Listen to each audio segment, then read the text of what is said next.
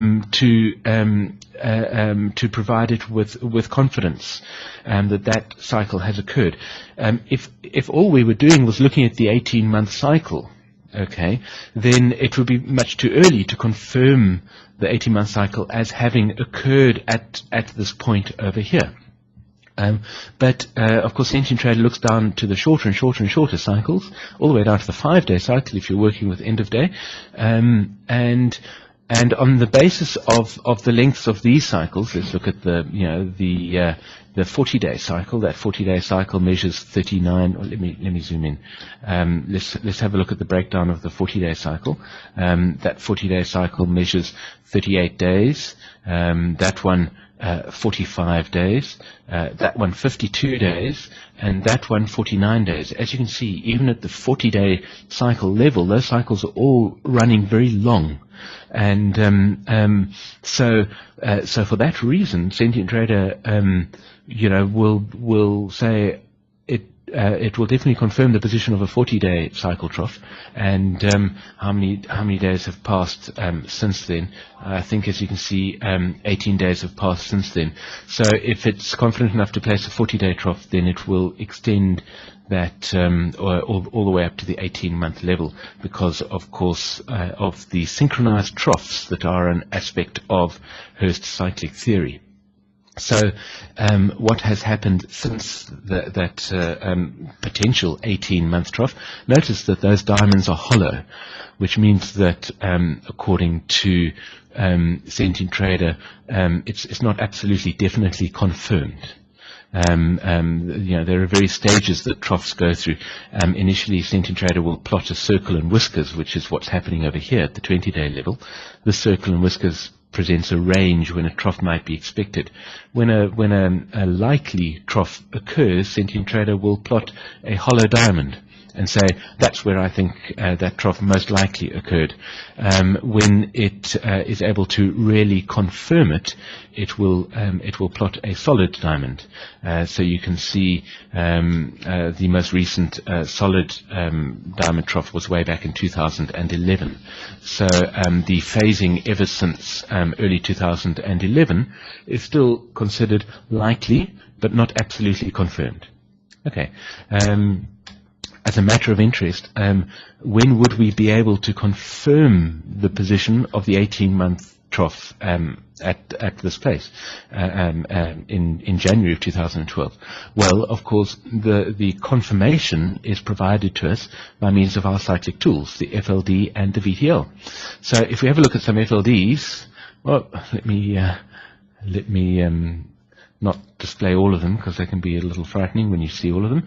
Okay, confirmation of the 18-month cycle trough as having occurred here in January will be provided by the FLD when price crosses that 18-month FLD. So let me just zoom out a little bit and think we can get a sort of a better perspective of it. Okay, so now when median price, in other words the mid price of the bar, crosses this 18-month FLD, that provides us with evidence that an 18-month cycle trough has occurred. Notice, of course, that as always happens, it doesn't require that price goes all the way up to a very high level. One possible path for price is, of course, straight up like that. Okay, I'm not saying that's going to happen, but it's a possible path for price. And when price crosses that FLD, that will be confirmation that this was a trough of the 18-month cycle. But of course, another possible path for price is simply to move horizontal. Okay, if price stays where it is for the next 8 months, then at this point over here, price will still cross the FLD of the 18-month cycle. So at that point, we will receive confirmation that this was a trough of the 18-month cycle. Of course, as you all know, if you've come to any of these trader chats or done any workshops, or if you know anything about Hurst cyclic theory, confirmation of an FLD will always come very late. It'll come halfway through the cyclic move. So it's much too late, certainly, to make any trading decisions. So what we would want to do is look for confirmation of the shorter cycle, the 40-week cycle. So there's the 40-week FLD. So now when price crosses the 40-week FLD, we will have confirmation, of course, that this trough was a trough of at least 40-week magnitude. Now, it's not too much of a leap to say, well, if this was a 40-week cycle trough, then it must also be an 18-month cycle trough. Okay? Because we look at alternate analyses and see, is there any way that this could be a 40-week cycle trough without it being an 18-month cycle trough, and there isn't any possibility. Let's just do that for the sake of completeness. If I zoom out and look at alternate positions, if this was a 40-week cycle trough, then that mean, and only 40-week cycle trough, then that would mean that we would need to position the 18-month and 4.5-year trough over here in the beginning of 2011. Now, that just doesn't make sense for various reasons. The sensible placement for that trough is definitely in June of 2010. So therefore, if this is a trough of at least 40-week magnitude, it must be a trough of 18-month magnitude. Okay. Now, why was I talking about FLDs? Why was I arguing in October that the trough in October was not likely to be a trough of the 18-month FLD?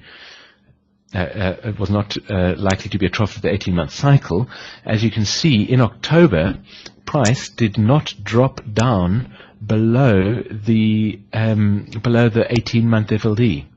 The 18-month FLD, in fact, provided support.